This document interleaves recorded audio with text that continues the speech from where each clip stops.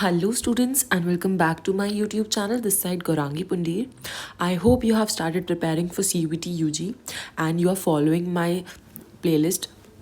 So we'll be covering sociology की unit number 3 which is social inequality and exclusion जिसके अंदर हम caste prejudice, schedule caste, OBCs, tribal communities, women equality, religious minorities और differently abled के MCQs करेंगे. We'll be covering 30 MCQs in this video. Also I have made two videos in for both the first and second units.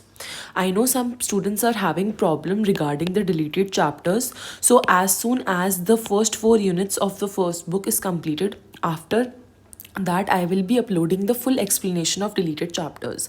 जो chapters already NCERT में थे और आपके एक board में आ रहे हैं वो already uploaded है. You can check that playlist also. Starting with the first question, which of the following is not a form of social inequality as discussed in NCERT book? कौन सा इनमें से सोशल इनइक्वालिटी का form नहीं है? याद रखिएगा, नॉट वाले क्वेश्चन, एक्सेप्ट वाले क्वेश्चन बहुत ज़्यादा इंपॉर्टेंट है क्योंकि कभी कभी वो हाईलाइट होके आ जाते हैं, कभी कभी नहीं आ पाते. पहला ऑप्शन है caste based inequality, regional inequality, gender equality या डिसेबिलिटी बेस्ड. तो याद रखना जो रीजनल इनइक्वालिटी है वो हमने नहीं पढ़ा है, हमने कास्ट के बेसिस पे पढ़ा, जो अपर कास्ट लोअर कास्ट के साथ हुआ.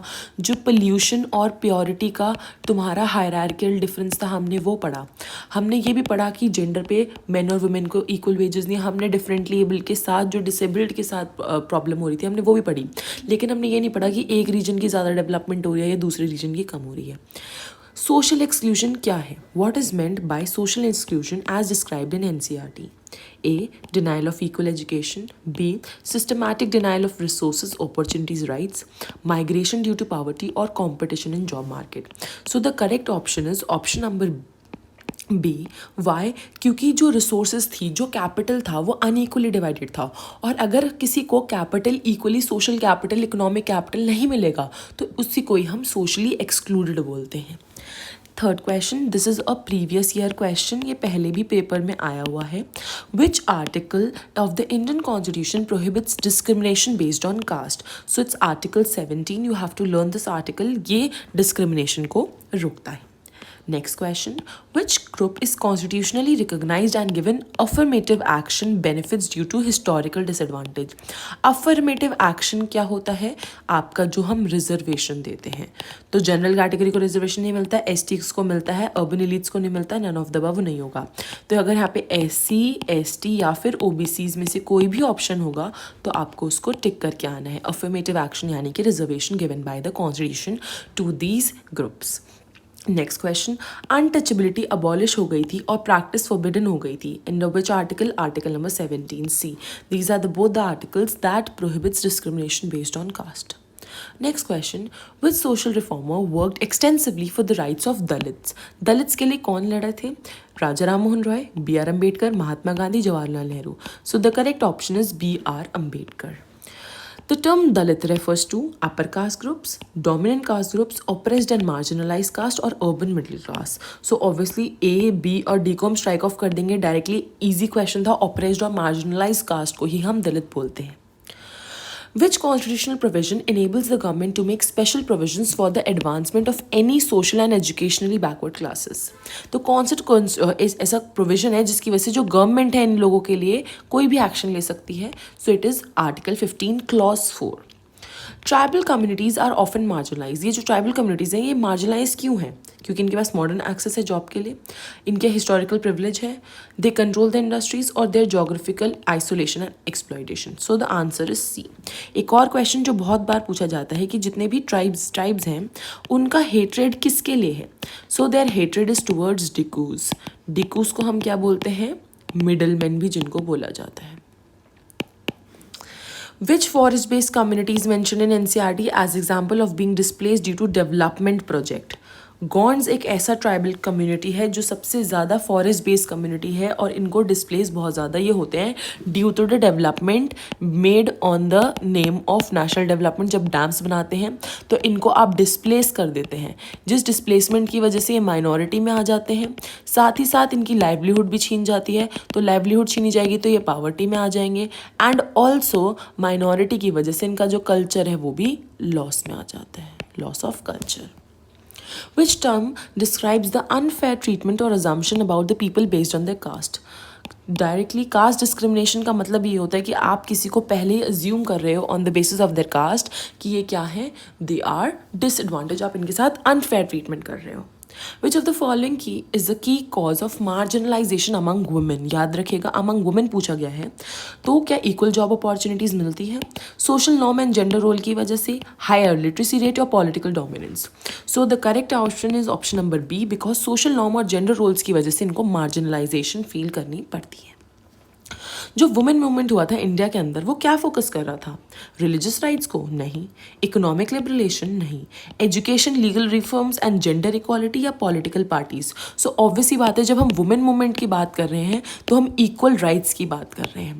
और इक्वल राइट्स हम कहाँ पे बात कर रहे हैं, आप हमें एजुकेट करो, हमारे लिए लीगल एक्शंस लो, हमारे लिए लीगल चेंजेस लाओ, लीगल रिफॉर्म्स लाओ और जेंडर इक्वालिटी दो. जो टर्म है जेंडर, ये क्या रेफर करता है, कोई बायोलॉजिकल डिफरेंस, कोई लीगल आइडेंटिटी, कोई social constructed roles of males and females या फिजिकल स्ट्रेंथ. तो जो जेंडर है ये एक सोसाइटी ने कंस्ट्रक्ट कर रखा है कि रोल क्या होने चाहिए मेन के और क्या फीमेल के. This is society constructed. याद रखने कोई नेचुरल प्रोसेस नहीं है. Which act provides legal protection to women against domestic violence? So domestic violence के against act बना हुआ है Protection of Women from Domestic Violence Act 2005. कौन सी ऐसी रिलीजियस माइनॉरिटी है जिसने हिस्टोरिकली कम्युनल वायलेंस और इनसिक्योरिटी फेस करी है? So the option is C, Muslims. Article 25 of the constitutional क्या गारंटी करता है, इक्वालिटी, एजुकेशन, रिलीजन और vote. So the option is option number C, right to freedom of religion. Religion जब आएगा तो आर्टिकल नंबर 25 से 27 की बात होती है. और जब आपने कास्ट डिस्क्रिमिनेशन की बात करी तो आर्टिकल 17 की बात होती है. इंक्लूजन ऑफ रिलीजियस माइनॉरिटी क्यों नेसेसरी है, क्योंकि इसकी वजह से हमारी जो इंडिया की सोसाइटी है वो नेशनली इंटीग्रेट हो जाएगी और साथ ही साथ कंट्री के अंदर सोशल जस्टिस प्रमोट होगा. कौन सा ऐसा आर्टिकल है जो एजुकेशनल एंड कल्चरल राइट्स देखता है माइनॉरिटीज़ के, तो it is article number 29. What does the term differently abled emphasize? जो हम बोलते हैं differently abled हैं, so they are disabled as a tragedy, inability to participate, capability and strength despite disability, dependence on the society. तो याद रखिएगा इसका answer है C, that they are capable and have strength despite disability. Disability के बावजूद भी they are capable of something. Which law focuses on the rights and empowerment of people with disability in India? तो ऐसा कौन सा act है जिसके अंदर हम लोग जो डिसेबल्ड पीपल हैं उनको एम्फसाइज कर रहे हैं, उनके लॉ पे फोकस कर रहे हैं, उनको एम्पावर कर रहे हैं. So the option is option number B, which is right of the person with disability act 2016. Social inequality becomes exclusionary. Exclude कब करते हैं हम सोशल इनक्वालिटी को, जब वो फैमिली सपोर्ट करती है उसे, जब लोग प्रिवेंट करते हैं पार्टिसिपेशन, ये टेम्पररी होती है या फिर ये रूरल एरियाज़ में होती है. तो याद रखिएगा सोशल एक्सक्लूजन का मतलब ही क्या है, जब आप किसी को आउटसाइडर की तरह ट्रीट कर रहे हैं, एक्सक्लूड कर रहे हैं, बाहर निकाल रहे हैं. तो जब आप किसी को पार्टिसिपेट करने से रोक रहे हैं, प्रिवेंट कर रहे हैं, रिस्ट्रेंट कर रहे हैं. जो रिजर्वेशन पॉलिसी थी वो क्यों अपनाई गई, फ्री फूड के लिए, फ्री एजुकेशन के लिए, डिस्क्रिमिनेशन हटाने के लिए, या फिर in short representation of marginalize group. तो याद रखने का जिससे कि सबको इक्वल अपॉर्चुनिटी मिल सके, सब लोग इक्वली क्या कर सकें, पार्टिसिपेट कर सकें. इसलिए ही हमने रिजर्वेशन लाया था, टू इंश्योर रिप्रेजेंटेशन सारे ग्रुप्स की.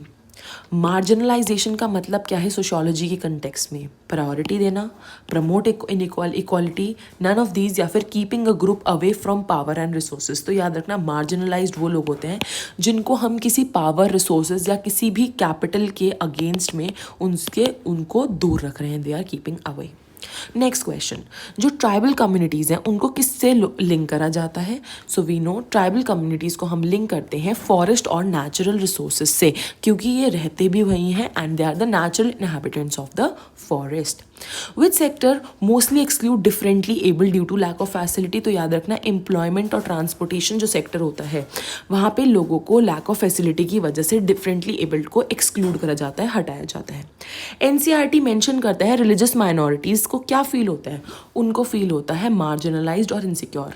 याद रखना, रिलीजियस माइनॉरिटीज़ को हम लोग इनडिफरेंटली ट्रीट कर रहे हैं, they are in, but we are treating in them differently, not indifferently. Words का ध्यान रखिएगा।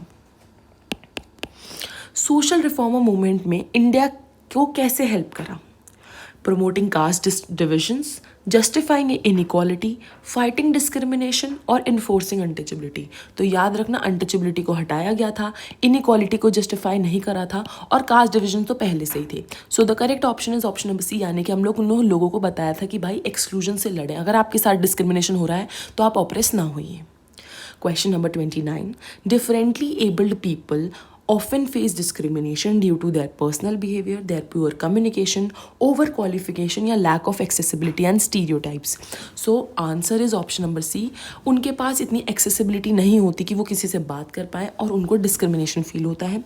Also stereotype पहले ही बना हुआ है that we always see them as a victim. This is given in your NCERT. तो जब हम उनको बेचारा ट्रीट करते हैं तो हम उनको पहले stereotypically ट्रीट कर रहे हैं. 30th question. The key feature of the inclusive society is preference of elites, celebration of one region only, equal opportunity and respect for diversity, या फिर focus on economic power.